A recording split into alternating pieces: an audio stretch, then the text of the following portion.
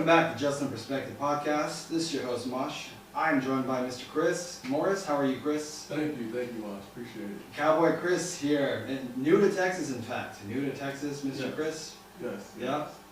Nice, man. I love the cowboy look. So, how's your weekend going so far? Or how's your experience in Texas been? Good. It's good so far. Haven't ventured much, but I'm looking to get out there, see more North Dallas, South Dallas, Metro the city. Nice. See how things going, see about the nightlife and all that. I don't get out too much these days, but you got to get out, live a little bit. Yeah. Speaking of getting out, guess what? Your boy went to a matrimonial event again last night, and we were out on the town. We were out, and so that's a good first discussion. Okay, so this is modern day dating. If there's ever a loaded topic, it's this one. So I don't know if you've ever been to a matrimonial event or like a matchmaking thing before. So the one I went to, it's specifically designed for South Asian people, singles. South Asian, it could be Indian, Pakistani, Bengali, anywhere South Asian basically. And so it was in Dallas. It was in a club, in fact, and it's funny because the bartenders and the women there are who work there are dressed up very club-like, completely different attire, showing off a lot of skin. And I gotta say that must make the women who are at the event feel maybe like less comfortable, like, oh my God, why are they looking at her, so that's funny, bro. So it actually, I want to start there. It blows my mind. Everyone at these events are dressed well, and they know how to dress. Everyone there is adults who are 25 and up and what have you. Everyone's professionals. Everyone is educated to some degree. Women are dressed nice. Like, nobody's dressed badly at all. Despite all that, and people from other states and countries, as many people there, very few are actually pairing up. That's sad to hear. Why is that? That's my question. The why is that's the thing people can't agree on, and I think there's a number of reasons, but it blows my mind, right? Like, the first thing is, there's not a lack of people out there. There's clearly not. There's hundreds of people there. If you go out, and we'll go out sometime, I'm sure. Bro, last night, at least 1,000 people in just one vicinity, in just one little area. 1,000. So there's seeing folks everywhere. People are just not wanting to pair up or whatever. That's just a modern day revelation. I mean, what are your thoughts on that? I think guys are pretty nervous to talk to the girls. I think that always been a problem when it comes to like going out. I think back in the day, our parents, they used to go out, have fun, they used to dance on the floor. Yeah. These days, people they go to events and, they might socialize, but they don't have that fun factor anymore. They kind of like just go there and they're there and they're hoping something good that will happen. And so it's kind of like decent luck, but sometimes you got to make it happen. So, if you have the guy standing over there and you got the girl standing over there, it's kind of hard for that fun factor to happen unless everybody meets in the middle somewhere. And okay, similar note, but a tad bit off is, I think if you're a guy and you're going out, I swear men are notorious for this. If you're a guy going out to a club or a lounge and the music is playing and it's very upbeat and like really good music, which I'm a big fan of, if you're just standing around like a totem pole, just like looking around, you look like a loser. There's no other way to say that. Like, try to socialize with, and it doesn't have to be just male and female. Fine, you can talk to your buddies, make friends, socialize. You can have a drink. You could, for me, a hookah. Like, they have hookah there, and also I gotta say the music. To be honest, the music is my girlfriend. Okay, if the music is good, the vibes is good, I'm happy. I don't really need someone to entertain my time. Yeah, I understand that. That's very understandable, especially when it comes to music. Music kind of sets the vibe, I used to live in New York for like 6 years, working in the music business, music industry, and I can tell you, you know, going from different boroughs is a different vibe when it comes to having different genres of music. No matter if it's bluegrass, jazz, to house music, to urban hip hop, you know, just that New York street scene. It definitely sets the vibe. So when the music is bad, and when the music is just okay, everybody also is just bad or just okay. Music really actually sets that vibe. But another thing when it comes to when you're out and, you know, like the event you was at night, when you're socializing with your guys, that's actually a good thing because girls like to see that. Yeah. They don't want to see you just, like you mentioned earlier, they don't want to see you just standing around in the corner all by yourself. If you're actually like laughing, socializing, really just having a good time, that's what they like to see.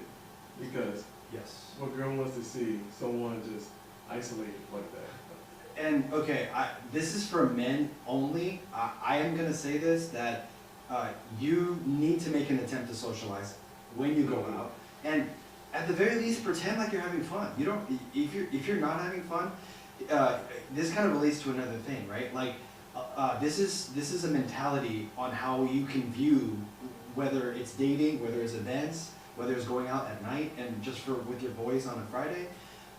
If you view the night, if you have an expectation, I think that's the key. If you have expectation, like I have to meet X amount of people, I have to get this many numbers, I have to do this, that puts added pressure to your evening that doesn't need to be there. And there's a quote that I've heard a few times, is expectation is when your happiness is kind of where your reality meets your expectations, right? And so having the expectations at all, I think, kind of is the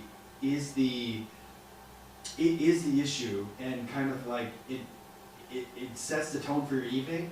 And if you're not just vibing on your own with no one or with people, I think you're doing yourself a disservice. You know what I'm saying? And you don't have to make it all about someone else. Like, I have to talk to that beautiful girl there. There's beautiful women everywhere. Like, everywhere I saw, I was never concerned about one chick, because I'm like, everywhere I see these gorgeous women. Bro, I'm gonna take you somewhere. I'm not even kidding. I've never seen so many 9s and 10s in my life in one place. Like, holy shit. Well, that's the thing. When it comes to, you know, growing, you know, throughout my years, I realized the 9s or 10s are really the girls I don't want to go for. And the reason why is because a lot of the guys go after the 9s and 10s, and then most likely you have a lot of guys that want to do a lot of things for them. So when you have that amount of beauty, that means you get a lot of attention.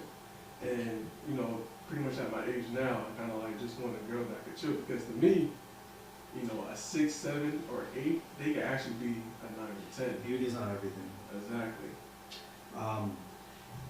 This is a loaded topic, real quick. I'm going to try to be careful and not to get too deep. I have, in the past few years, I've consumed a lot of content that it's relationship based. It's people complaining about relationships today and talking about their experiences. And there's a whole space on the internet called like manosphere, if you're familiar with that. Yes, Are you familiar with that? Yes. It's just men trying to help other men like understand the reality of what's called intersexual dynamics and such. And like that's why they say they're saying like men, they value the beauty and youthfulness, and women, they value like a man's ability to provide and provision, basically. And a lot of people either can't accept it or don't want to accept it. But there's a saying which also people may not agree with, but they say men are in love and women are in business, kind of thing. You know what I mean? And I don't want to get too much into that thing, but I would say yes, a woman's beauty is the thing that instantly gets a man's attention, 100%. And a man can't even help but do that, because I think we are genetically wired to do so. And why wouldn't we? Because if you want to produce offspring that are strong, you want to find a very attractive mate who presents values and qualities that you can pass on to the offspring. I believe nature intends for this, for that reason. Yes, I agree. I agree to what you're saying. I think when it comes to dating these days, and like you said, men really fall in love, and women is actually looking for a business partner in a way. If you can't provide, if Yes, you're yeah. broke, if you don't have a good career, it's not gonna work out for the most part. And that definitely falls in line with messing with girls that are in that rating of 9 to 10, right? And so they're really looking for a guy, and understanding the hypergamy is definitely needed. You know, I don't care if you're on the West or if you're on the East when it comes to, you know, being in America or outside of America, hypergamy is going to be there. It just comes down to the level of hypergamy, right? And a lot of girls, you know, especially these days in America, you know, they Yeah. want you to pretty much have it all, you know, and, you know, not just be a man, just not have the certain traits of a man. You know, they want you to have maybe, you know, like what, a certain height, right? Oh They my want you to God. have, It makes such a big deal. you know, a certain size when it comes to your manhood. They want you to have it all, you know. So 6 figures, oh, 6 six feet figures, tall. yes, you gotta have it all, and you know, and they keep on pretty much pushing the level up and up. Because before it was 6 feet, now they're saying, oh, you gotta be 6'4". It's like, okay. But the thing is, the girl's only 5 foot, right?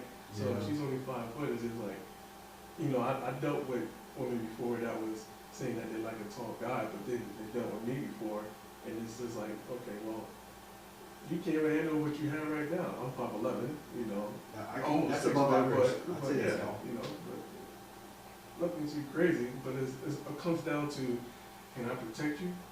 That Can I provide? Yeah, the height at the end of the day, I think there's not to call out all the women or something, but I think there's an overfixation on this for no good reason. Because that height of your partner is not necessarily going to pay your bills. It's not necessarily going to protect you if things happen. It's not necessarily going to, get up every day, go to work, be fit, be friendly, and provide and protect whatever. So, our background is by like generally we're below average height or something, men and women in general. A South Asian background. If you want to break it down by that regard, different races have different physical qualities. It is what it is. We Yes. can't control these qualities, Right. right? You're born how you're born, man. You don't get to choose your genes. You don't get to choose your parents. None of that stuff, you know. And it is sad that there's an over fixation on things that is out of your control. And this is a social media topic. It's okay. Females, they like to judge the potential male suitors on what they can't control, like height or whatever. But at the second you point out something that is in your control, like your weight and Exactly. physique, they lose their minds. Like, how dare you talk about that? I'm like, but you're just judging someone on something he can't control, which is his height. So how is that fair? Yeah, that's true. I mean, there's some men out there that I know who do like big women, and that's perfectly fine. But majority of men, you know, they do like a fit woman. Not saying you have to be skinny, but you know, someone fit. You know, especially if you meet someone and they're a certain way, and you're with them, you end up connecting with them, and you're with them for a long time. You expect them to be around that area or better. You don't expect them to, you know, pretty much blow up because you was attracted to them on the way they are, or the way they were the first time you met them, right? And I think that comes down to like what you're saying, like something you have control of. Because us men, yes, we go work out, you know, we try to, you know, get the muscles and all that. Yeah. Everyone, no matter if you're a man or woman, you gotta, you know, take care of your, you know, have good skin care, take care of your skin, stuff like that. Yeah. So, you know, whatever's in your control, you know, you should be able to do. So you can be attracted to your mate. You have to. And then, yes, be happy. Because it's So, important. when I go to these events, these matrimonial events, and going back to that, I become the hype man apparently. Like, I'm actually there to be a positive influence to other people, and people can vouch for me that I just met last night. I was their cheerleader, and I was like, yo, like, I want you to enjoy yourself. I'm gonna give you a little bit of value that I can hope you can take back, and I want to make a positive difference in the world. It's very simple. And younger guys, whatever, guys my age, etc. They don't understand that they're part of a game. This is a game. If you don't know that you're in a game, number one, you're already lost. And number two, if you don't know the rules of the game, you're definitely never gonna win. You know what I mean? Nobody's aware that they're part of a game, whether they like it or not, and it's not by choice. We are part of the game, you know. So another observation is, I have to say, like, if people are not pairing up and everybody meets all these requirements that they determine, everyone's dressed correctly, everyone's certain education level, everyone's working, making decent income, and most people are single, or maybe some of them have been divorced before, whatever it is, right? Then I swear, bro, females, I have to say their standards are too unrealistic, and if they're gonna, if the standards weren't so high, more people would be pairing up. That's just has to be, because I know every man they see females there and will do his best to approach, say hi, you look nice, and have conversation. And just to do that, a lot of them didn't develop the skills to just approach people in general, strangers or whomever, and they don't even have networking experience, right? I'm happy to say I've developed these skills over years, and I learned the art of networking through events and so forth. I've done that. So I actually have the skills, and I'm able to do that. I don't have a problem. A lot of guys don't develop them skills. You can be good at your job, but that doesn't mean you know the correct way to approach and any stranger and have a conversation and see if there's a common interest or whatever, right? So that's something I tell all the guys. Don't worry about what's not in your control. If someone likes you, they'll let you know. They will vibe with you. They will answer you. They will talk to you and call you and so forth. And if they don't, just move on to the next one. Don't worry, you know. And also work on yourself. Like everybody wants this. If you're all chasing after the same thing, and but you're not all getting it, what does that mean? You have to go back to the drawing board and go back to the game plan and improve yourself and work on something. But in football, you can't just make the same play over and over. Or, you know what I'm saying? Yeah, I totally agree. One of the recent ladies I was speaking to, I told her for a while, she was like, have you dated for a while? I was like, no. She was like, why? I said, I've been on monk mode. So pretty much monk mode is kind of like, it's like pretty much the same, like in the manosphere, that a guy getting himself together, you know, finances, growing their health, you know, make sure they're in the gym, and make sure you have also a good mind, right? Yeah. And that's what it really comes down to. Everyone has to be prepared before they actually get into a relationship. Same with the women, you know, they got to make sure any damages they had in previous relationships or even previous hookups, because, you know, just getting into that, a lot of people don't know every person you actually sleep with kind of stays with you. Yeah. And, you know, and that can get pretty deep. And a lot of people don't really understand that, but it does. It's pretty much makes you who you are, every person you deal with. I'm concerned for the overall, not my personal self as much, but I'm concerned for the overall society at large. If you go to more events and you see the same thing, if you just notice, everyone's there, they all meet the thing, they all signed up, they all paid for the thing, some fly in from different states and cities. So a lot of people are just going through numbers and doing the same thing. Of course, we all heard the concept, repeating the same thing over and over and expecting different results is the definition of insanity. Yeah. But they're not taking into account, like, how can I go take something back and improve on myself? If you interview 100 times, you're not getting zero, whether it's offers or second interviews or third interviews. You got to go back and reflect and work on yourself. There's no other way if you want to get a job, right? Oh, exactly. And so I pray guys go back and actually try to evaluate this and evaluate how they can improve themselves. It could be just the approach factor. It could be their physique. It could be their how they dress. You have to dress good, smell good, all that stuff for sure. And ladies, I hate to say, but they have to be held accountable. And it's only females that they say that their kryptonite is accountability. But I don't wanna come off as like such a douchebag that like just wanna call out an entire gender. I'm not trying to do that. I think all human beings and everyone can work on themselves and become better versions of themselves, yes. But I swear, if one side has more of a stake in this matter, I swear it's females more. Because like, bro, like, it's not gonna get easier as you get older. It just isn't. Yes, I agree with that. I think it's easier for men as we get older. I can tell you that. It's Men's value typically goes up. When I was younger, I used to see certain girls around my age, you know, date older men. And I always like, wow, that's crazy. Especially, you know, when you're young, you're pretty much in high school or in college, and you see, you know, these girls dating these guys that's like 10, 15 years older than them. I was like, wow. I was like, why are you messing with these guys like that? Now that I'm, you know, in the 40s, early 40 now, now I see, because a lot of young girls are actually attracted to guys that's just older.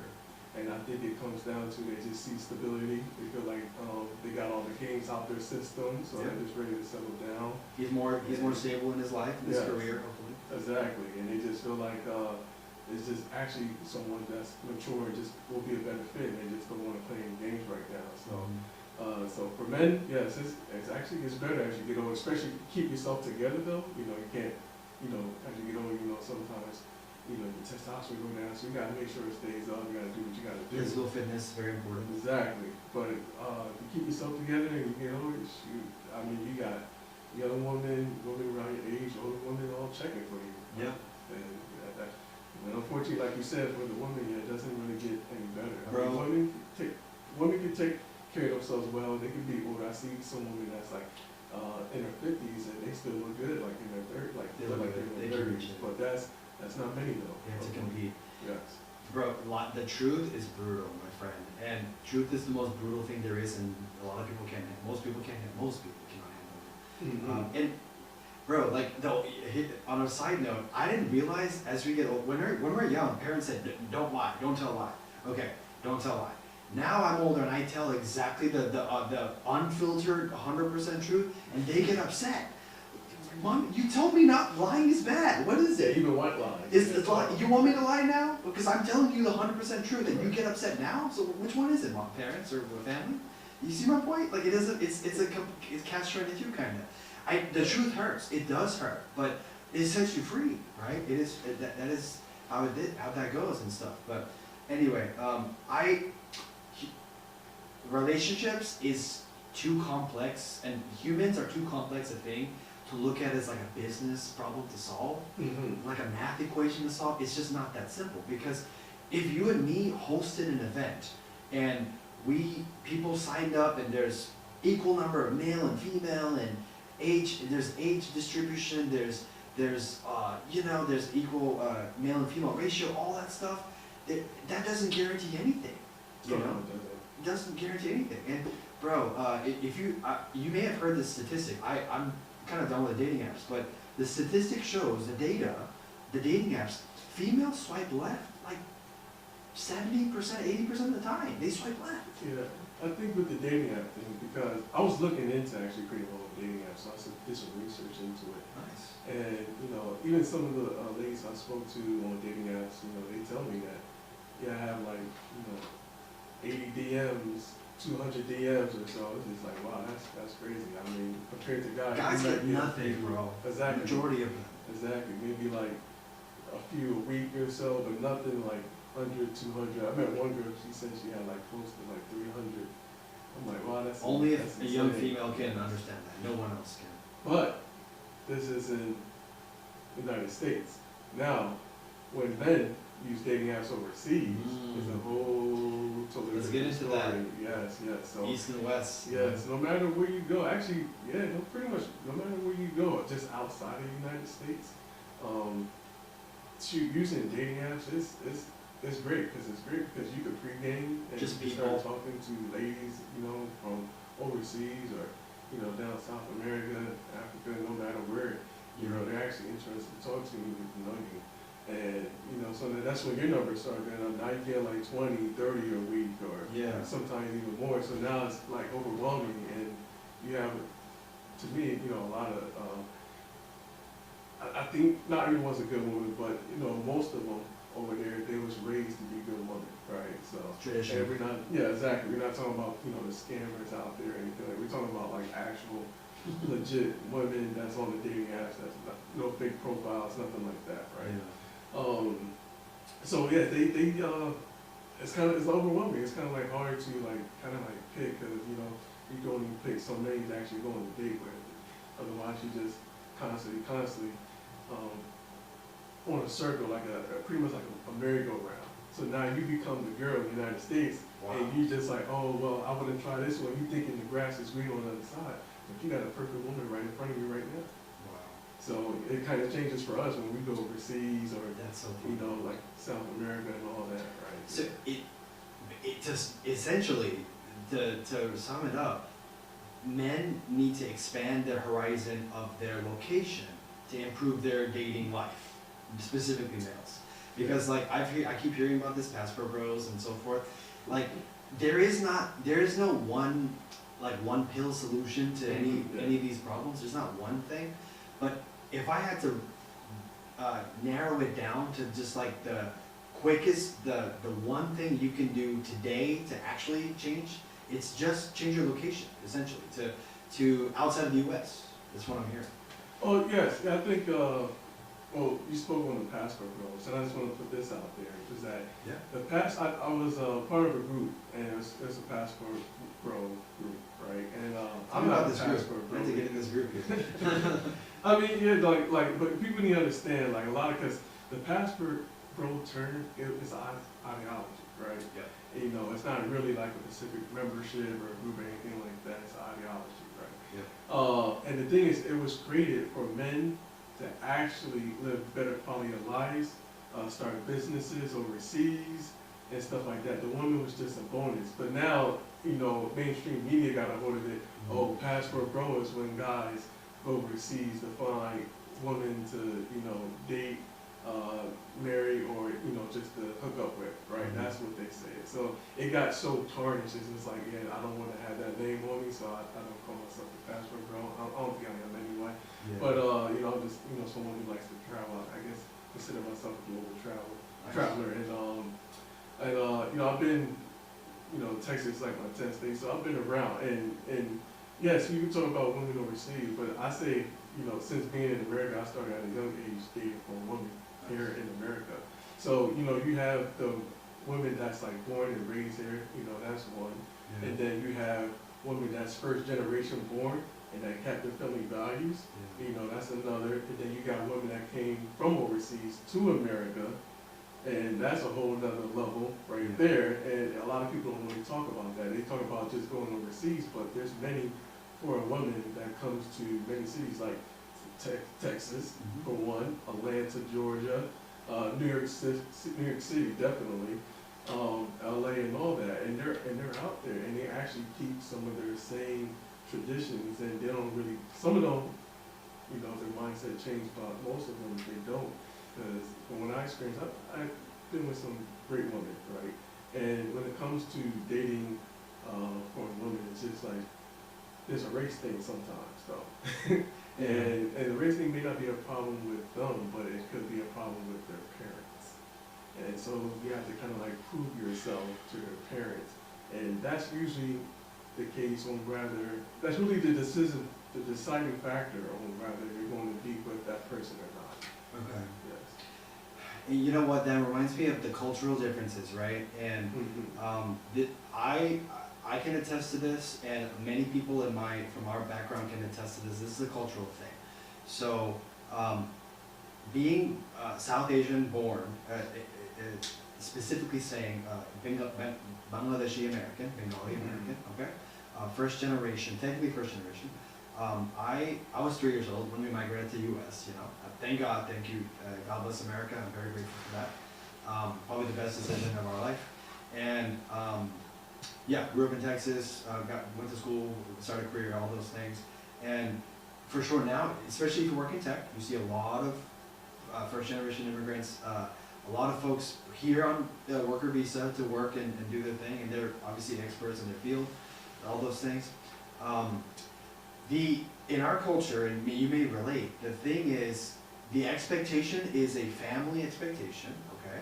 And that is that, okay, son or daughter, you have reached a certain age, and we want you to be, you know, married and with a spouse that we deem worthy, and we vet for you, and that meets certain standards and criteria that they, our family, have, okay? Not necessarily you, but the family.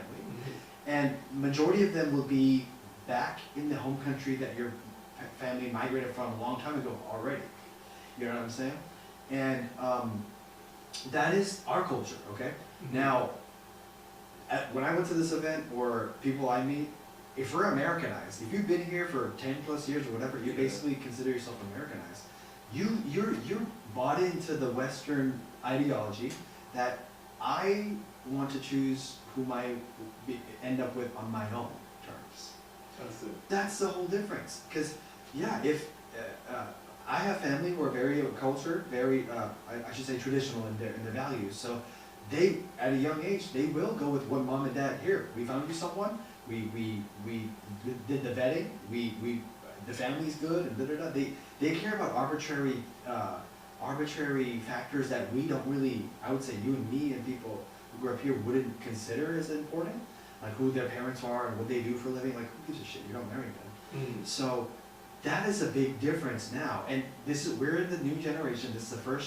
We're the first generation to have grown up in the West, I would say, specifically with the new age values, millennial, technology, integration, dating apps, social media, everything. And we are living in the byproduct of that. Yes, yes. That's what we're saying. And I think modern day relationships is a combination of all those factors. You know, if our generation decided to go all traditional and just go back to their home country and marry someone, we wouldn't see nearly as many single folks as there is. But Yes. but I don't blame y'all. I understand. I also said to myself that from a young age, I don't necessarily want mom and dad to pick who I end up with. I should have the right to do that, and I want someone to do that. Does that mean being single longer or going through a lot of people and dates or whatever? Yeah, but that's life, you know? So, a person of our South Asian background can 100% relate to that, but I'm sure you can kind of relate to like that dynamic. It's your family culture versus how you view the world based on your upbringing. Yes. Well, yeah, thankfully, my parents, they never had a problem with me dating, outside my race or within my race. It doesn't matter. As long as the girl is a good girl and she can cook. But that's pretty much it. That's pretty much just the two rules right there. You gotta be a good girl, you don't bring no drama, and she's, not in trouble or nothing like that. I don't know what constitutes a good girl nowadays, but yeah, bro, I hate to say it, I really feel like the younger generation is cooked, man. I hate to say it. If you've seen like how insanely ridiculously promiscuous they are, and it is absurd, bro. And half of them have OnlyFans or something, like not half, but like a large portion have OnlyFans accounts, and there's so much of this degeneracy going on. It's a whole generation. And social media is their biggest influence, and media, like the media that we consume, movies, music, whatever, it's designed to promote these things.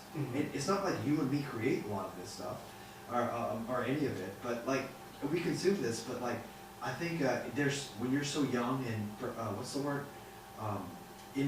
Not influential, but like you're easily influenced. That you start being like, I want to party like these rappers over there, or I want to live the lifestyle of these celebrities and these fake influencers, even though a lot of that stuff is fake. They want to live these lifestyle, but it's not even real to begin with. So it's really looking tough for the younger generation, if not only ours, but it's all. Well, yeah, I have two younger brothers, and they're in college now. But when I was talking to them, while they was in high school, before they graduated, we was talking about girls, and they mentioned how, of course they're black, so they mentioned how they was having trouble dating within their race at that time. Most of the girls didn't want to give them a chance, basically. They didn't want to give them a chance, but one, he was dating a Vietnamese girl, and the other one was dating a white girl at the time. Wow. And, you know, they just, you know, from what they was telling me, you know, they just felt better, you know, they felt like they was getting treated better and happy. So, yeah, I told them, I said, listen, I never grew up, you know, limiting myself, you know. Amen. It's if you date who you date. If she's within your race, then she's within your race. If she's not, then she's not. And, you know, from what, you know, since they're younger, right, you know, just, you know, trying to school them a little bit.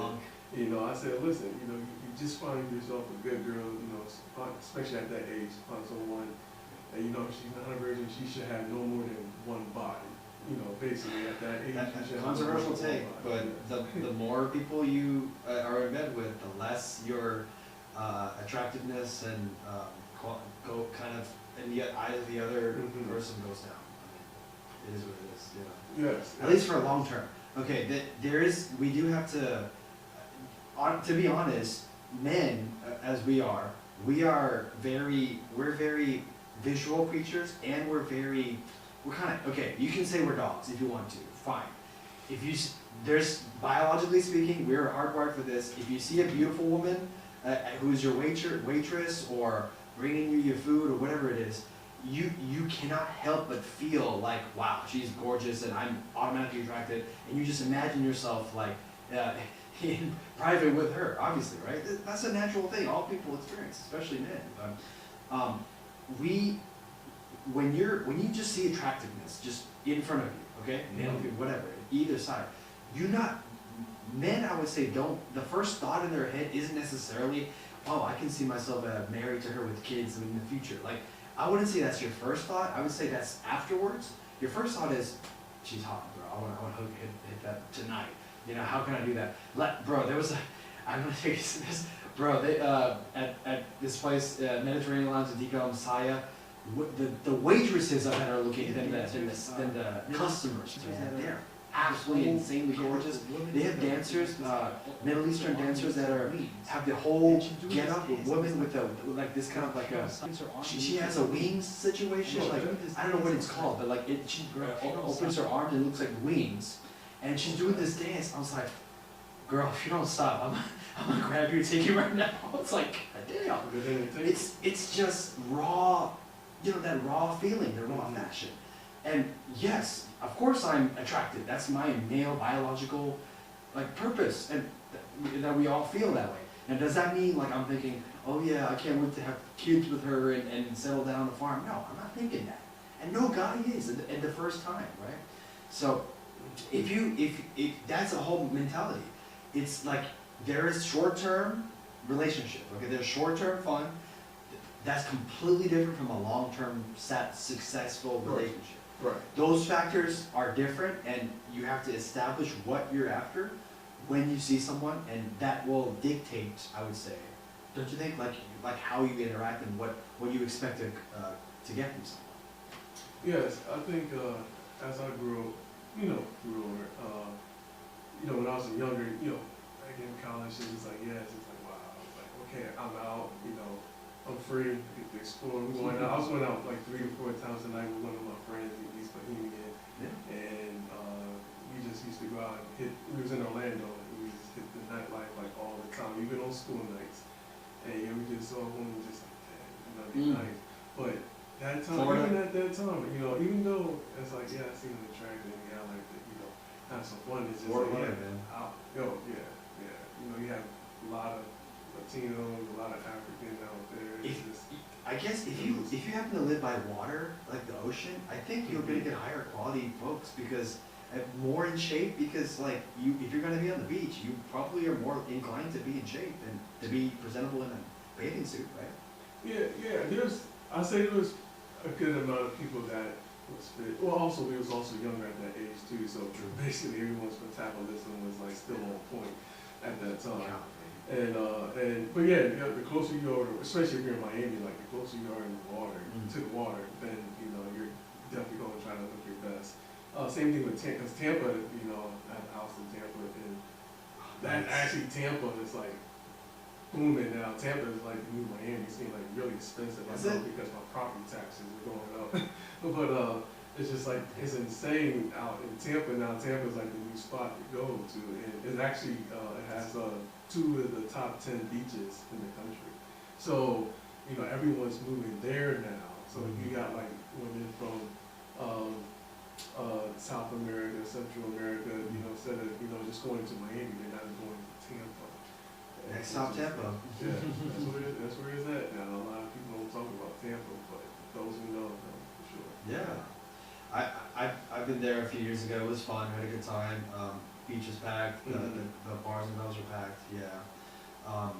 Anyway, don't want to stick on this too long. I have this is deep questions here, and this is big high level questions here, right? I think we can all agree. We for sure can agree, and I think the majority of people can agree. This thing is the single biggest difference maker in our generation when it comes to relationships between people in general, especially male and female, and then on top of that, the social media platforms that we're all part of now. And you kind of don't exist if you don't have social media. I hate to say it. I wish you kind of can, but like it's a rough water. And social media is a weird thing to describe, because you kind of need it. You do need it to promote businesses and products and platforms and what have you. But it also is a big time suck and a drain of attention and so forth. So it could have negative effects as well, which it does to many people. But like, we live in this world now. It is what it is. And our parents did not live in that world. They can't really grasp it. Definitely all previous generations there's no technology. Technology is the single biggest difference between our lifetime and all previous lifetimes. And that's impacted our relationships, right? So that being said, it's here, technology is getting more, AI is becoming prevalent and all that. Can society ever go back to the way things were before technology took over and changed interactions forever? Or is it just so integrated within us as a society that it's just further integration and there's no going back? Deep question. I don't think it's no going back. The thing is, it's great to see dating events like the one you went to last night. I think that's coming back, so I think people will, you know, get more interested in going to events like that, because people want to be in person. Yeah. But overall, the dating apps might decline. They're not going to go away, but they will decline. But when it comes to social media, that's going to be with us pretty much forever. It's not going away. Yeah, it's going to be Facebook, Instagram, and I know you got the TikToks out there. I'm not really on TikTok, but I know, you know, a lot of the younger generations on TikTok, and it's just not going anywhere. It's just people need attention. People need attention. The machine's too big Exactly. to go away. Exactly. And the more attention you have, the more distractions, and also the more opportunities in a way as well, especially when it comes to women. So, you know, I remember I met this girl while I was on a recent trip to Vietnam.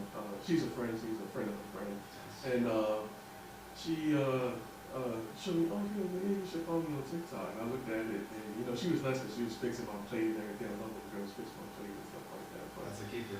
But she showed me her TikTok, and it's like, she was like, yeah, I'm not popular, but it's like every video had like 10,000 views and up. And she had like at least 100 videos. Yeah. So the thing is, it's just like you say you're not popular, or not popular, I guess, to TikTok standards, but to me, that's a lot of attention. That's a lot of eyes. That's like how many opportunities, how many guys actually, you know, even reach out to. Even I wasn't talking to her. I wasn't trying to talk to her for myself, but a friend of mine was interested in her, so I wanted to see what she was about. In other words, to say in just the same way, like different words, is that technology has fundamentally changed us as people, and it's only getting, with every new generation, it's getting more insane. And if you're going to be a parent one day, you're going to have to consider your child's relationship with technology. And they say that even more than a couple hours a week is bad for an undeveloped brain, for sure. Oh, yeah. Like a brand baby and whatever, it's really bad for them. And there's a whole generation called iPad kids, and they're just freaking out over if you take it away for a minute, they just lose it like crazy. So this is if technology has fundamentally changed all of us, society and people in general. There's no going back to pre-technology days, pre-social media. So it's basically how we have to adapt to all technologies and all the newest technologies that we interact with as well as we possibly can for our purposes as adults and people, and also future generations. Yes, yes. The thing when it comes to technology is just, especially like AI coming down now, even talk about what AI girlfriends and AI boyfriends. It's That's already a there. big thing, and I thought it was a joke, and then there was an article where there's actually like the younger generation, and kids are actually using it, and it's really getting serious. So I think, I know some guys who's they kind of keep to themselves. I think they call it a term, like in Japan they call it a term herbivorment, but that's here, herbivorment. They much, them. yeah, they just pretty much like stay to themselves. They don't like to socialize, they don't like to date, they don't like to do any of that, right? And in America, that's here as well. You may not see as much, but it is around. I know some of those men, so I can see them using like AI girlfriends. Or those who actually go the other way, AI boyfriends and stuff like that. Yeah. So it's going to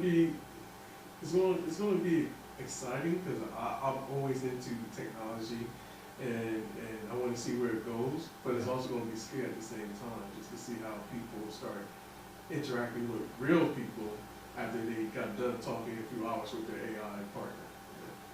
You wanna know how I can frame it in a historical context? That's a very high level view of it. Okay, I talked about it in a previous video. It's basically like if you go back a few hundred years and Native Americans were predominantly the majority of the U.S. United States, right? Mm-hmm. No contact outside world. It was just native tribes, just hunting, living off the ground and the land and in their tribe culture and so forth. They never once considered progress at all until the settlers, white people came, the European settlers came. They represent progress whether you like it or not. And yes, did they take over and win in the outright? Yeah, and it's sad what happened. I agree. I wish it didn't happen. But in other words, progress always wins. So that we're basically saying there's no stopping progress, no matter how advanced, how detrimental it is to human psyche or whatever. There's no stopping progress, and it's gonna happen whether we like it or not. Exactly. There's no stopping it like there's no stopping ice. But that's another story. Ice. You need some ice for the water? Speaking of that, oh my God, crazy weekend, crazy weeks. Today's January 10th, and this has been the craziest first week of January I have seen in I don't know how long. Yeah. The situation here. I guess we're switching gears to politics here. So Minnesota is a hell of a state to be in right now. Yes, it is. It's cold for many reasons out there.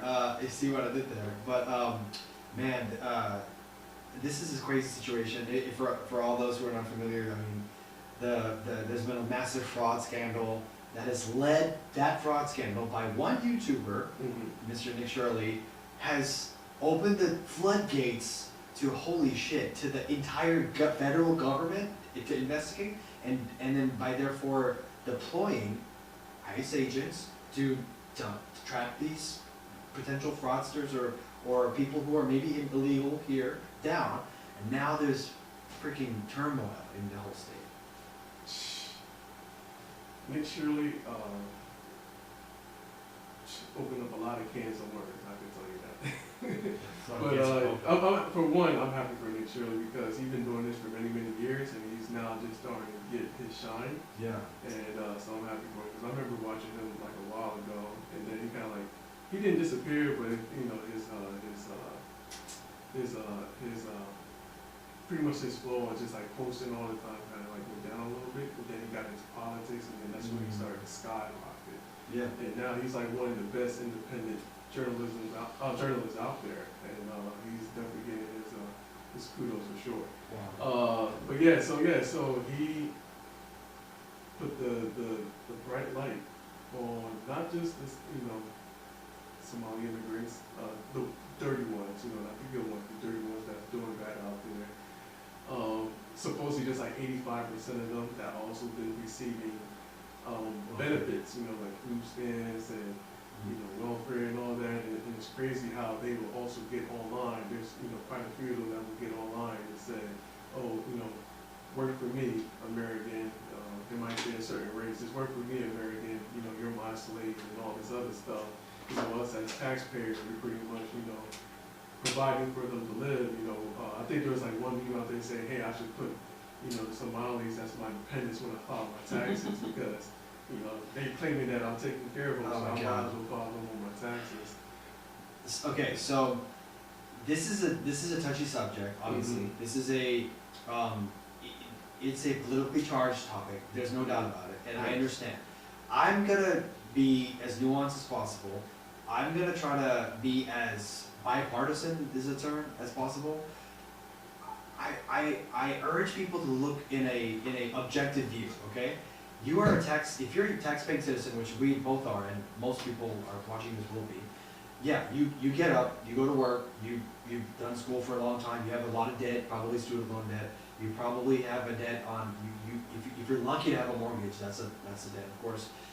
If you have car payments, you have I mean, it's out the wazoo how much you're paying, and then of course you have to pay taxes, and including property tax, which if you're a homeowner you'd have to pay that no matter what, based on your jurisdiction, and then everyone's paying taxes. The government's going to get your taxes every time you buy a water, a Coke, every time you buy meals, the tax adds up.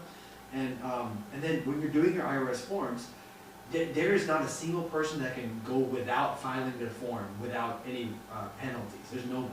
Or mess it up. Yeah, and mess it up. And then what do they do with their taxpayer dollars? This should anger every single. I don't care what side you lean on. People are defrauding your taxpayer dollars, and it's funding their life, and they're not even legit businesses. The Quality Leering Center, and that's how it was spelled. There was no N. Leering. And Nick Sherlow's video pointed this out. I'm like, it seemed like a parody. It seemed like it can't be real life. It's such a joke. Like a South Park. It's a South Park episode. Like this is nonfiction. You tell me this is real? Because it looks like fiction. It's definitely stranger than fiction. So this should anger every single American, a tax-paying American. And I pay our taxes, you pay yours, and there's no escaping that. And you see a whole group of people that are benefiting on taxpayer dollars that we have no say on where it goes. And corrupt politicians in different areas who sign off on whatever checks it is, they're turn a blind eye. They're okay with that. That should anger every single person, I think. Yes, and actually Trump, he said there's actually even more fraud going on in California. Yeah. So we're about to, I guess, see about that. My thing is when do we start doing something about it, right? I heard well, it's been on social media, people talking about, tax strike 2026. Yeah. And that would take for everyone not to pretty much file their taxes, for the government to listen. But that would be hard to, definitely do, because everyone's not, want to take that risk of, not filing the taxes. And then people was also talking about, going further is to make sure you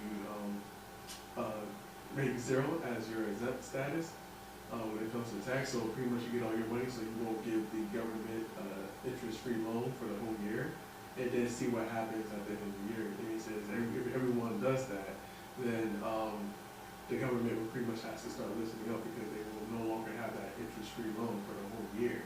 And I was like, wow, that's a pretty good idea, but it all will take everybody to do it, and that's most likely not going to happen, right? You know what's funny? On a similar note, in my religion, Islam, it technically mentions that interest is not allowed, but living in America, I don't know where you can get a loan for any car or anything without paying interest. Like, I've never heard of it, right? Like you and me, I'm sure we paid interest on any purchase of a vehicle or property ever.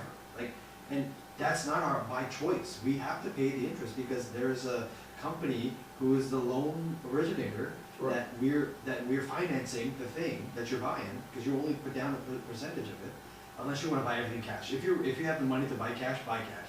No interest needed there, right? Exactly. But most people can't do that. You have to put a loan down, and that also includes education and all that, right? So, but yeah, we don't have a choice in terms of part of a society and a country where you need the education, which costs money, you need a vehicle for transportation, which costs money, and you need somewhere to live, and unless you want to pay rent forever, that costs money. All those things require loans, and all those loans require paying interest. Exactly. So yeah, that's why people get upset. Now people, well, the Americans are now starting to get upset to see that all this fraud is happening and saying, hey, listen, I'm tired of it. You know, I put in all this work pretty much since you left high school, like you said, going to school, probably taking out student loans, and you just been paying into interest, you've been paying your taxes this whole time, and people come over here, start driving Benzes, BMWs because, you know, they're getting fraudulent money from the government. And that's another thing, let's make it clear, you know, they didn't come here and just did this on their own. There has to be insiders in government helping them get the funding, right? And actually, you know, this is out there now is that, you know, they're looking more into Tim Walsh. Because, yes, for multiple things, not just because of, you know, the funds going out to the Somali immigrants that's been doing wrong. There's only one, Yes. this one community, just one community. Yeah. It's they're the focus of the thing for whatever reason. Yeah, that's the biggest thing. But Yeah. there's another thing is that there have more evidence that he was part of setting up the homicide against the two politicians on the Democratic side. Oh, So they're now looking more into that, where his former employee, he went to both of the two politicians' homes, shot both of them. I think one did not survive, the other one did.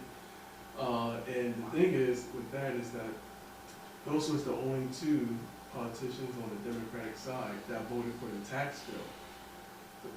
So this is corruption on a level that's kind of unprecedented. That's insane if that's true. Insane, right? Okay, and we basically, I think we can agree, we live,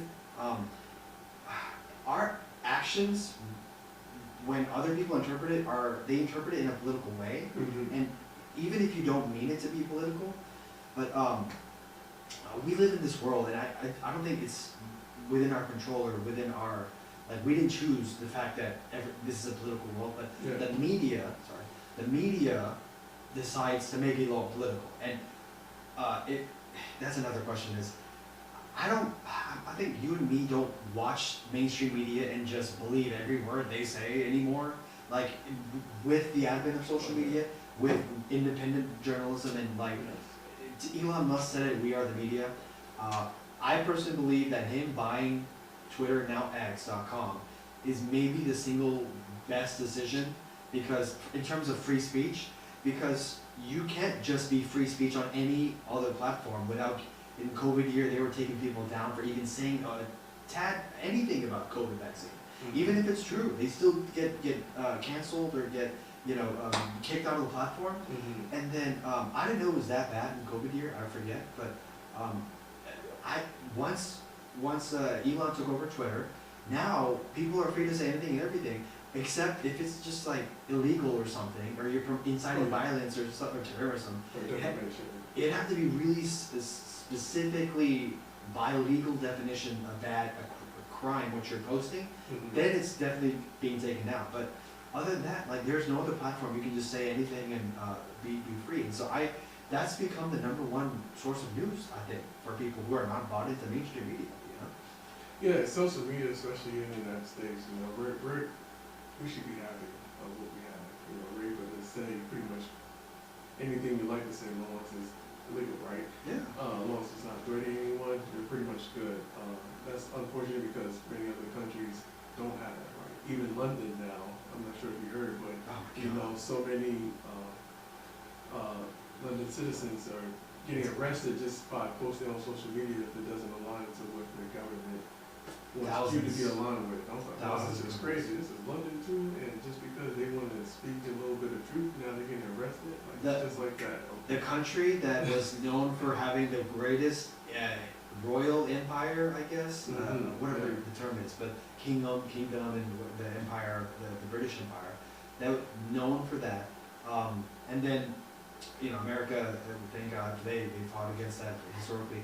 They it's weird that they're the ones that are censoring so much. Like, because you would think like they're past the royalty, they're past the king and queen is the ruler. They're the royal family is apolitical to the actual government of the UK, from what I understand. I have family there, but bro, if you don't, Elon said it best. If you're not free to say what other people disagree with and you don't like, you don't have freedom of speech. That's not freedom of speech.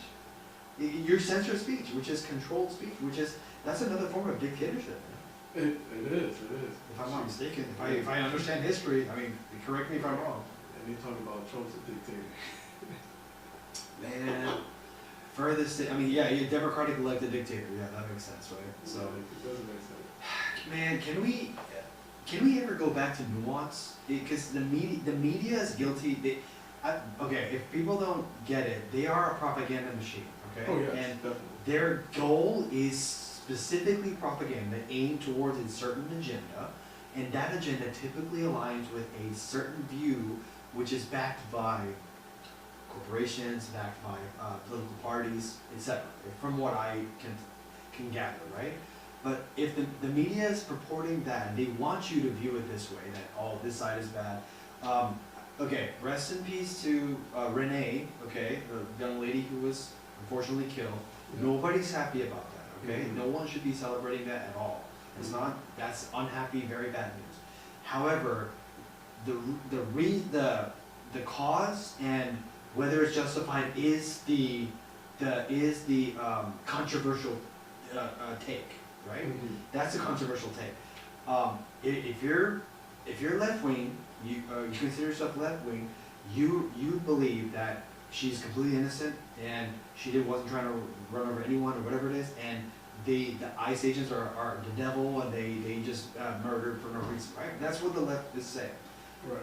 What the right is saying, which I consider myself centrist, okay, in the middle now. Mm-hmm. The right is like, which the video does show, if you look at the angle, these agents are they're law enforcement, right? By training, they're trained to view any action that they may perceive as a threat, as like something as a real threat to instantly take at with violence, unfortunately.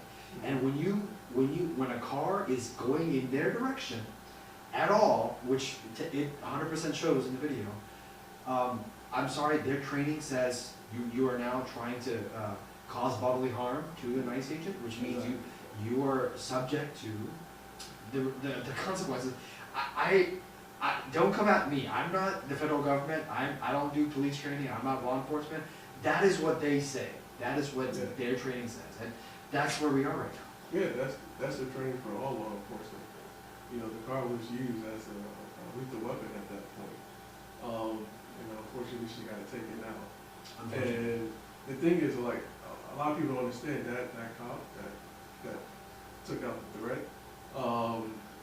He was actually ran over before, and he got injured. He had to recover. His leg had to be recovered for a while.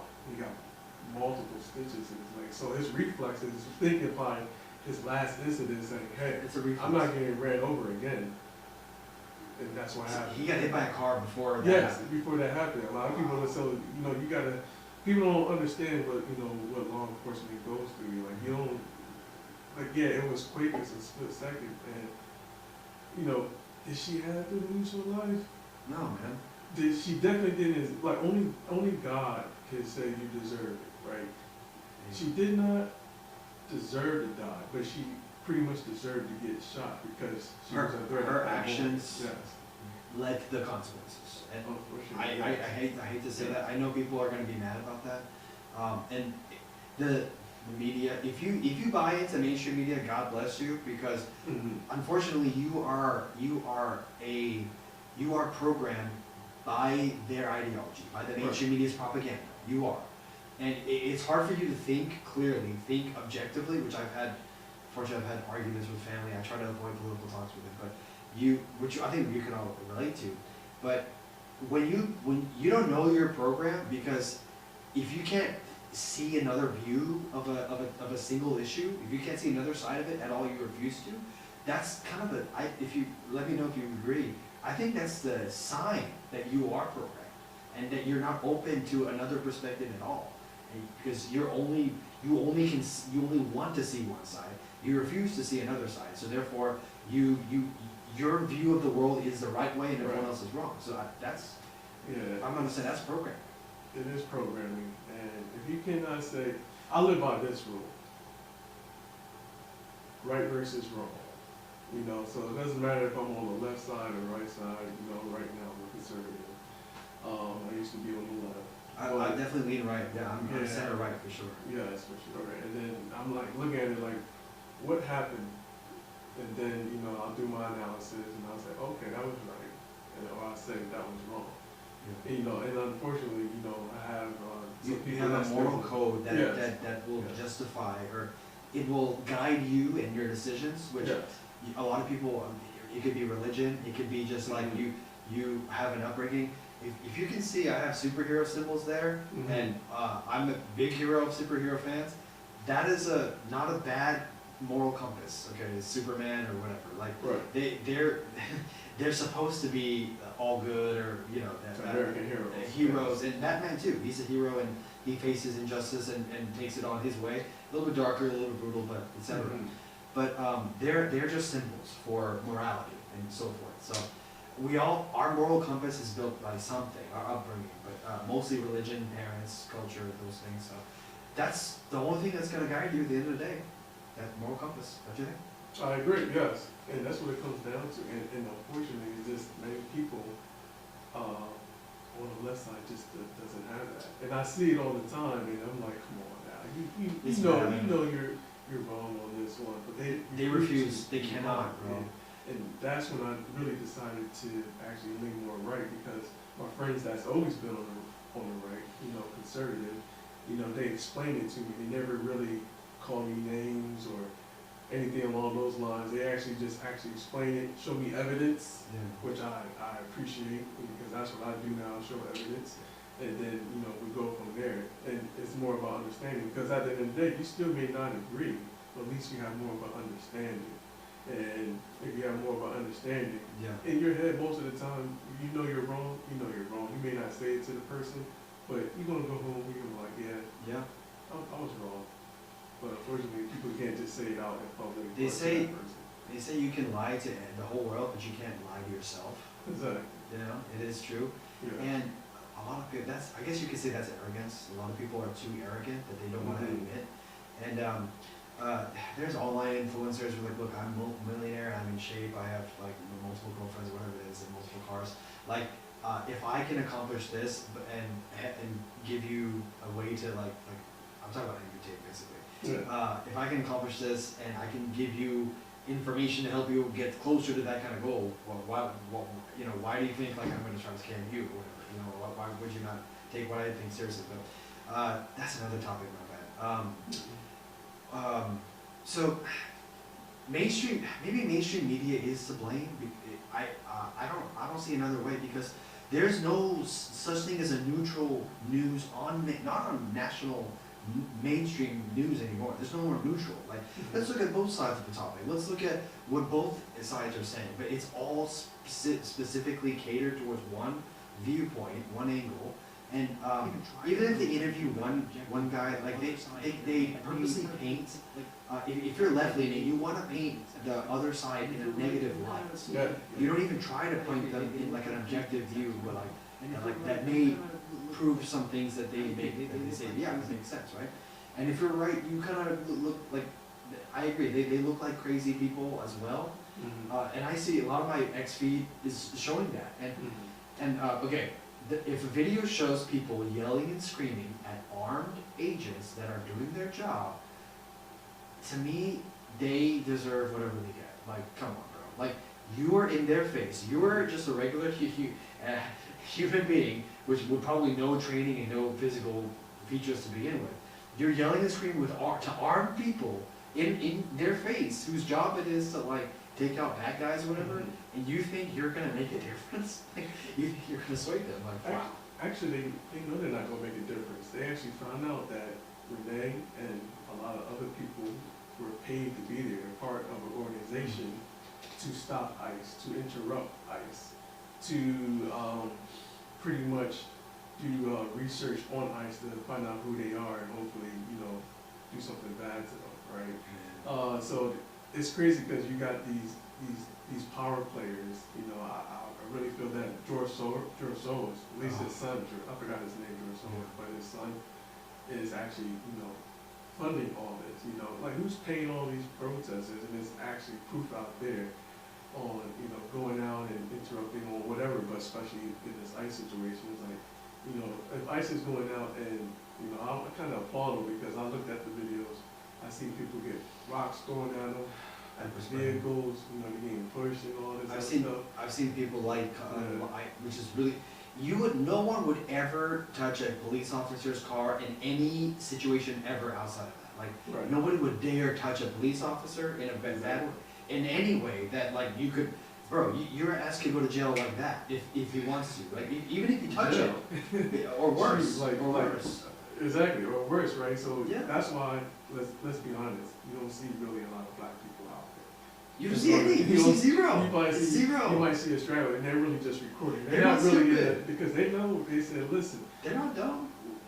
black people are pretty much even taught at a young age, you don't really try to do any physical harm. Don't towards law antagonize, enforcement, yeah. Because that's the way to possibly get shot. You know what I'm saying? So It's you don't see sad, that. it's So sad, that's why you yeah. don't see them out there. So you see like a lot of Caucasian liberals out there who's being paid by these programs, and they feel like they have the privilege because of their race to actually interfere with law enforcement. But now it goes to show that, hey, law enforcement doesn't care what color you are. Yeah. If you're a threat, they're going to treat you like a threat. And unfortunately, that's what happened. This is a weird world we live in. Yes, it is. I don't know how else to say it. I mean, does that not capture it all? Like, Yes. it's insane, bro. So a lot of people don't even know that a lot of majority of protesters are actually just paid. Have you seen, whether it's TikTok or X videos or whatever, people making just basic, simple observations? Okay, we're not, slightly switching gears to, okay, USA just captured the leader of Venezuela, who was considered a dictator. I'm not trying to go too much pro or anti too much anything. This is what happened, and I believe it's towards stabilizing the region and getting America's interests there on outside of China and Russia's interests. That's the whole point. It's like they want a presence there that will overrule and not allow a huge Chinese power or Russian power, because that's the biggest players in the game for sure. Yes, yeah. Those three, and that's on a high. There's more complexity, but that's on the high level. The big reason I understand. Now, if anyone paid attention, Venezuelans were ecstatic. They were happy. They were celebrating on the street. At the very same time, Americans were protesting in all the cities in New York and whatever that, well, no, like why did they capture him and what have you. The very same day it happened. And okay, so the post I saw was, okay, so that they captured him in the middle of the night on a Saturday, whatever the hell it was, like a week ago. Yeah. And then within hours, 5-6 hours, organized protests with signs ready to go, like perfectly written. That doesn't make logical sense, how it's so fast, organized, and with an event that happened in an overnight setting. Does that make sense to you? I think it goes back to, you got people out there that are professional paid protesters, and they wild up the rest of the people that's not paid, but it's just like, hey, you know, I hate Trump. You know, that's how they feel, they hate you. I'm enjoying you. And that's how they just get out there and just, with the signs and everything, just start protesting against it. Even though there's not probably one Venezuelan person that is in that protest. Because they was just, you know, too busy, you know, being appreciative and then celebrating and, you know, calling their families back in Venezuela and, you know, happy, crying because of happy tears and all types of stuff, right? Yeah. And it's good because I know a couple of Venezuelans. I was happy for them. I was really truly happy for them. And I know it's not over because yeah, there might be you know, other people who probably is trying to take over and you know, continue the girls' agenda or whatever. Okay. But it's a big step though. You know, it's a big step, and yeah, it could be a win-win deal for both countries. People like, oh, it's because Trump just wants the oil. But the thing is that America is the one that set up the oil rigs out there in the first place before it got taken over, before it got took over by the dictators, right? So it was already in place in the first place, and you know, Venezuelan people was actually capitalizing off of it. So now we're just going to proceed to continue what was planned in the first place. Yeah. Right? So yeah, it's a win for America and a win for Venezuela. Yeah. I want to make a note, and we're at the point where like very few people are still watching, if they are, right, at past the hour mark, you know. So Yeah, you can really have fun now. If you're, Oh yeah, yeah. I'm gonna neither. I would say neither myself or probably yourself would say you're at the very forefront of geopolitical like background and knowledge or whatever, right? Mhm. I'm not a geopolitical expert by any means. You know, I'm not even a U.S. political expert by any means. I'm not, and I hate the social media thing that it's just like suddenly everyone's an expert and bitch, shut up, bro. You're just watching posts and you're just repeating what you saw on the post. Like you're not no expert. Like you're just commenting what other people said. Okay, so that's one thing I'm annoyed by people on social media doing that. Right. Number two is, if the U.S. president and believes that this is the best move to make for the sake of the American people and Venezuelan people too, if they're benefiting from this and it's not an outright act of war and you're not being just pulled into a war unnecessarily, I don't see a major problem with it myself. Yeah, no issue at all. And I think, you know, we gotta applaud the military, we gotta applaud Trump's advisors, especially, you know, because it was definitely a team effort. And, you know, Trump is really just making the call on it, right? So he's taking that risk because it could have went left and it's like, if a soldier would have got killed, you know, we would not hear, you know, the end of it from the left, right? So Not a single soldier. yeah, so for them to actually go in there and get it done within like what, an hour they said? I think they said an hour. Really fast. Catch it on. That's a Call of Duty mission, my friend. Exactly. I was thinking like Metal Gear Solid type of stuff, right? I was like, wow, that's crazy. That's all people are talking about. It's like, oh, it's done already. So there's really no more, no one that I know of really got hurt, seriously hurt, on either side that I know of. And yeah, and now we about to see what happens. We're about to see, you know, the next plans. But Yeah. I'm happy once again just for the Venezuelan citizens. So. Man, it's okay. This is to many people, like, just by declaring your opinion, you kind of identify yourself with a party or whatever, with a side, and even people can't do nuance anymore. Like, I think that's important. Like, it needs to be nuanced. We don't have to agree with every damn thing a president does or says or thinks. No one does, right? Nobody agrees with anything everyone says anyway. You and me can disagree and we'll be fine. That's not a big deal. That's perfectly normal, right? But that being said, the majority of the country voted for him, and he represents more than just like a strong leader and a crazy presence and character. He represents like a cultural change and shift that they're done with the other side. The direction they're going towards is not the future that this country wants. I definitely don't want. And what was I going to say? If they believe this action is in the best interest of this nation or whatever, which is there's too many problems to count. Okay, the inflation rates going crazy. You know, the H-1B visa going crazy. You know, people can't get jobs as much. You know, the market is nuts. You know, I mean, just go off the list. It's an unfathomable list of things that is an issue here. So, yeah, I definitely. I don't know if I support that necessarily, but like, I've never seen it before. So I'm like, they know they can do it and get away with it without being pulled into like some world war, right? Please don't do that, because we're gonna all be in that boat, whether we like it or not. But no traveling or anything. Yeah, but yeah, it's. I heard he kind of doesn't give a fuck anymore because this is his last term. is it. And if he wants to get away with stuff like that for the benefit, like, he will, but what do you think? I really just think he's just being a little bit more of a risk taker because he's trying to have a legacy for his sons. I think that's what he's doing. Yeah. And if you look, people look at his actual website, his Agenda 47, not Project 2025, you will see that he covered, like, he got a lot of things done within his first year in his second term. I had to watch this. So I was just like, well, he got a lot done. Now, does it all benefit me? No, but it benefited other people, which is good.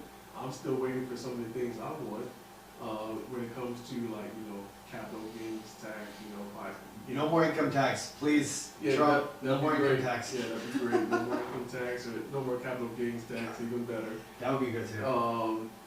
And then also, see what he wants to do with, cryptocurrency, because I got Yeah. a few investments with that, and I like to see how that goes. So with that, and also the taxes, that'd be great. I feel like if you can get that done, or at least one of them, I feel like he has probably one of the greatest terms of all time. But he's, to me, doing a great job. I just think he's taking more risks, and thankfully, most of these risks has, had a great outcome.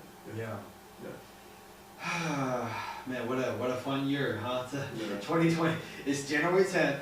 It's 10 days into the new year. Already there's international geopolitical situation capturing of an international leader. There's unrest in an entire state because of fraud and whatever and ICE. Right. Like holy shit. Like I noticed these things happen at the start of the year for some reason.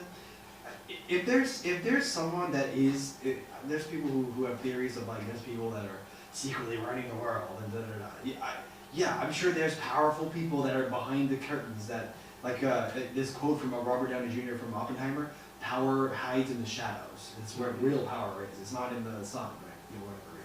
So yeah, there is some force out there that's making moves that's affecting the population at a whole on a global scale. Yeah, probably.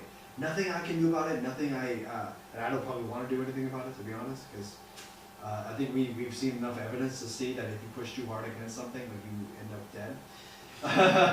I think we know what we're talking about. So yeah, this world is crazy, and it is what it is, and there are people in power, positions of power that we can't even fathom as regular people, who are not multi-billionaires or whatever. Yeah. And yeah, and on a global scale, and there's things happening globally, like Iran having a revolution right now.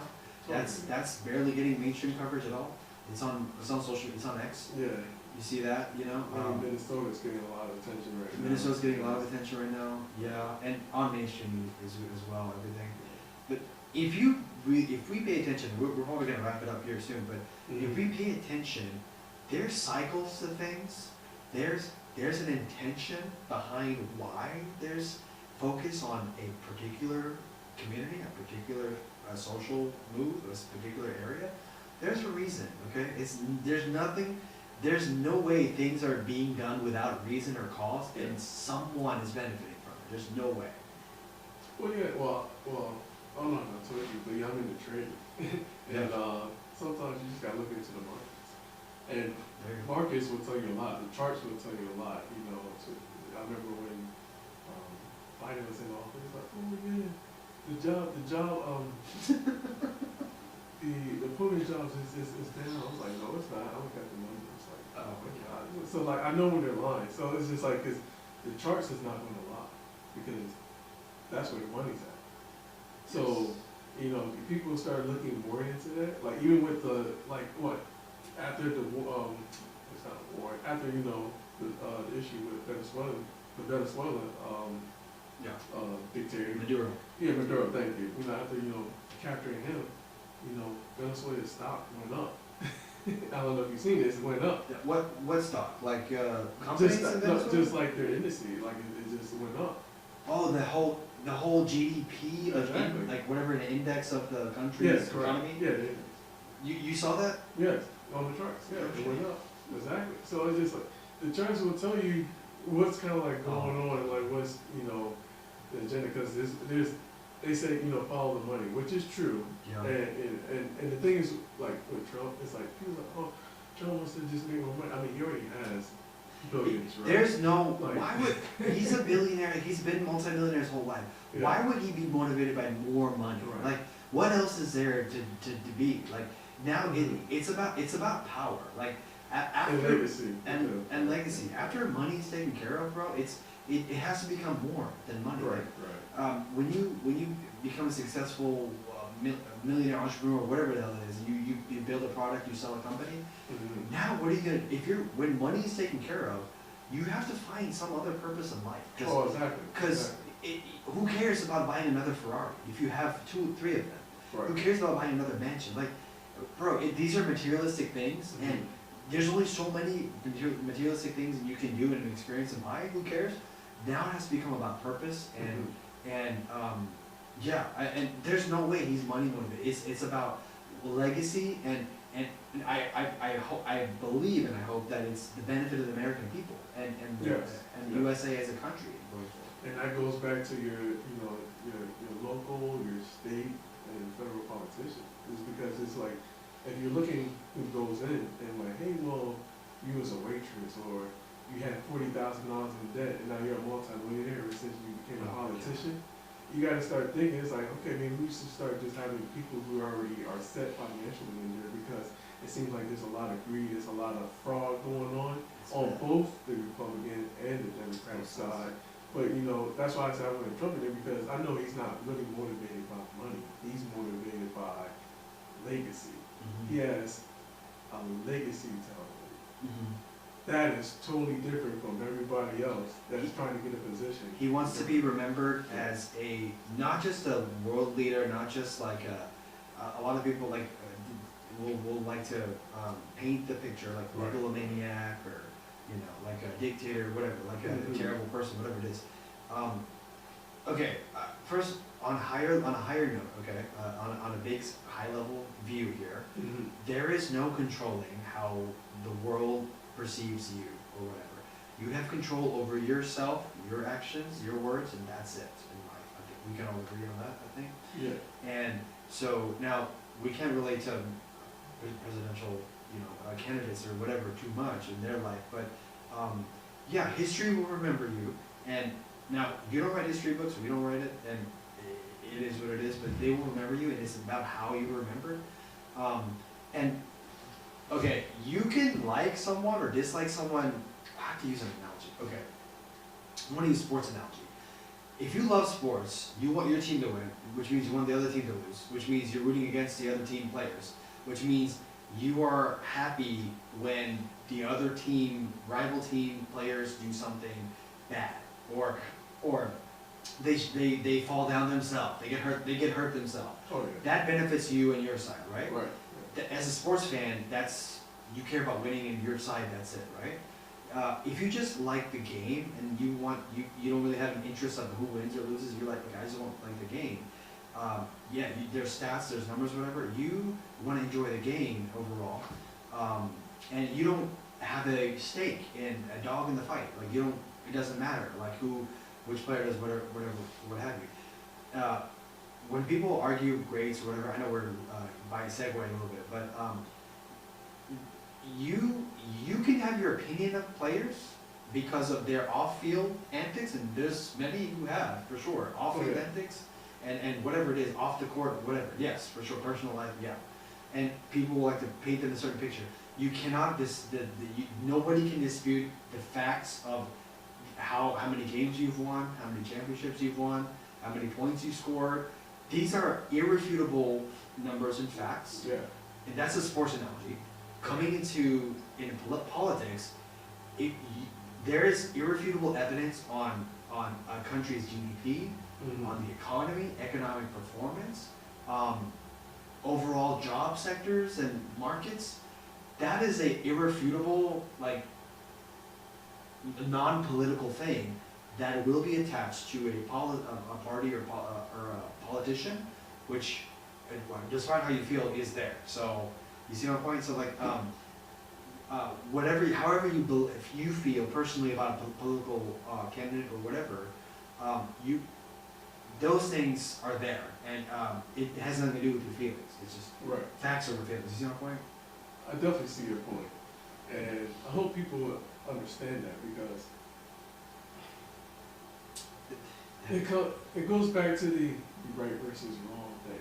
Like when someone has proven themselves, you know, you gotta respect that. You may not like that person, but you gotta respect that person. Respect is fine. And I've always been that way. It's better to be respected than liked, if you ask me. I agree. What do you think? I definitely agree. And shoot, especially these days, it's coming to that. You know, Right. many people won't like you because you know who you voted for, 100%. or you know, or for other reasons. A lot of people are envious of other people, right? Oh, you got more money than me, so I'm, you know. And it's a sin to be envious of other people, but it's just like people are just upset and miserable, and they kind of want other people to be miserable, right? And Misery loves company. it does for sure, and you just can't let you know, for the people that's out there that's like, you know, have good spirits, you just can't let that take over. Yeah. I'll say that. Awesome, man. It's been a fun talk. We've covered a lot of ground here. Wow. Yeah, welcome to Texas. Okay, well, let's end off on how do you feel about your time in Dallas and Texas so far? Do you see yourself future here long term? What are your thoughts? Yeah, well, yeah, I see myself going back and forth between Texas. You know, one of the reasons is because it has a prime international airport, and I love to travel. DFW, one of the world's busiest. Yes. It's a nice airport too, yeah. Okay. And so, you know, I've been actually traveling a lot lately, and so I haven't really got to experience Dallas too much yet. Nice. But you know, this For next couple work, of months, business? yeah, for work and also pleasure. You know, I was out having fun overseas a little bit with a couple of buddies and stuff. So, but yeah, so I'm looking forward, you know, to see more about Dallas and see where it goes. But I think it's going to be thanks, and I think it's going to be one of my headquarters. Like I said, I have my house in Florida, but it's going to be pretty much like my second headquarters here in the United States. Yeah. Okay, two things. Number one, if you really got your own place in Florida, then we need to do something over there this year. That would be fun. We're gonna set something up there. Number two, I'm more than happy to be a guide here, a Texas guide. If you're a Texan and you're still watching, we can agree. The biggest cons by far is the summer temps, which is really hot, and there is just no easy access to ocean or mountains. That's it. Mm-hmm. Besides the fact, if you can let go of the super hot summer, and if that's not important, and having close access to mountains or ocean, the cost of living is way lower than national average. The homes that are phenomenal here. Housing market is way better than most of the country. You get a lot of space. The economic sector, the job sector is phenomenal. So many companies, industries here. Tech, and all industries, Toyota, whatever, airlines, everything. Movies are starting to shoot here more often, film industries, that's good. Yeah, I know that. If you want to have a family, you want to have kids, which I certainly do one day, mom and dad, I hope you understand. School districts, phenomenal. The schools are amazing, and the universities are great too. Go UNT, I'm a UNT graduate here, the class of 2012. So yeah, those are the big positives, and if you need to go ocean, you just have to take a trip somewhere ocean, like Florida or something. And well, I heard Houston has a beach, right?